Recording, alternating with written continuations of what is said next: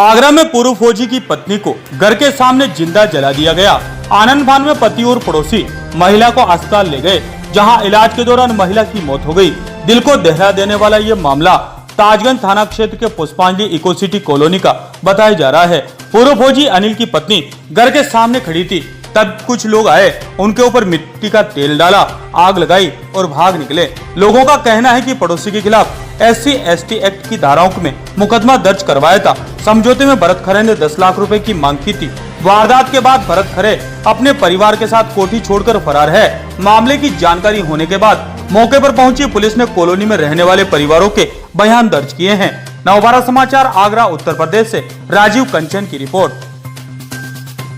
तो मैंने तो इनको, मेरा पीहू राज नाम है। क्या पूरा मामला है ये? सर मैं एक्चुअली अपने काम से उस दिन चौकी पे थी, तो मैंने फौजी भैया और उनकी बीवी को वहाँ पे देखा, ये दोनों रो रहे थे वहाँ काफ़ी। तो हमने दरोगा जी से भी मतलब बात करी कि आप इनको छोड़ दो, वो बिल्कुल सुनने के लिए तैयार नहीं थे। और दरोगा जी ने, जो योगेश जी हैं, उन्होंने मेरे सामने उनको गाली दी कि चल निकल यहाँ से, तू तो ऐसी केस कराती रहेगी। तो वो और ज़्यादा रोने लग गई। हमने काफ़ी प्रयास किए, लेकिन उन्होंने उनको बिल्कुल फौजी भैया को छोड़ा ही नहीं। फिर उसके बाद वो बहुत ज़्यादा ही रोने लग गई, गिड़गिड़ाने लग गई। जिन्होंने केस किए थे खरे हैं और उनकी बीवी हैं, तो उन्होंने मेरे सामने उनके पैर भी पकड़े थे वहाँ उस टाइम पे कि जो गलती मेरे बच्चे ने करी है, मैं तो थी भी नहीं उस टाइम पे, जो हो गया आप वहीं ख़त्म करिए। लेकिन वो बिल्कुल राज़ी नहीं थे। वो दोनों की दोनों योगेश दरोगा जी के साथ में अंदर बैठे थे, जिसके बाद मुझे और सुनीता जी को भी बाहर निकल दिया था, जो फौजी भैया की बीवी थी। उन्होंने बिल्कुल भी संगीता जी की बिल्कुल ना सुनी, ना मेरी सुनी।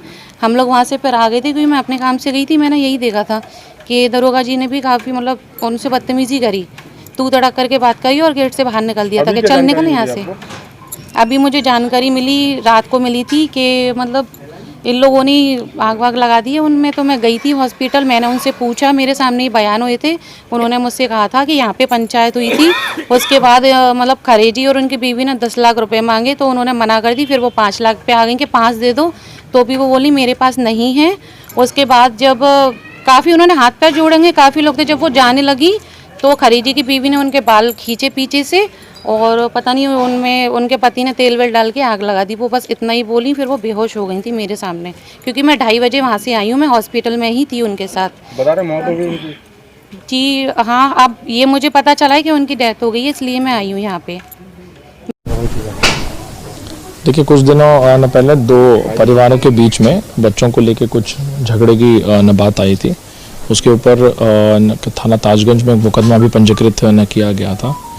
कल हमें सूचना मिली थी कि एक महिला ने अपने आप को शायद कुछ उसके साथ घटना हुई है, कुछ आगजनी हुई है। उसी आगजनी को न लेके उसकी जो बर्न बॉडी थी उसको लेके अलग अलग हॉस्पिटल्स में भी गए थे। साथ ही में उसका जो इलाज हेतु उसको दिल्ली रेफर किया गया था। और कल खबर मिली थी कि दिल्ली में उस महिला की मृत्यु हो गई है। उनके परिवारजनों ने एक तहरीर दी है मुकदमा न पंजीकृत न करने हेतु 302 IPC में, और उसी में 2 लोगों की गिरफ्तारी करके उनको आज जेल भेजा जा रहा है। तो पंचायत हुई थी, पंचायत वाले लोग कुछ सूचना इस तरीके की आ रही है, इसमें अभी इन्वेस्टिगेशन में कुछ चीज़ें बताई जाएगी। तो पंचायत करने वालों पर कार्रवाई होगी?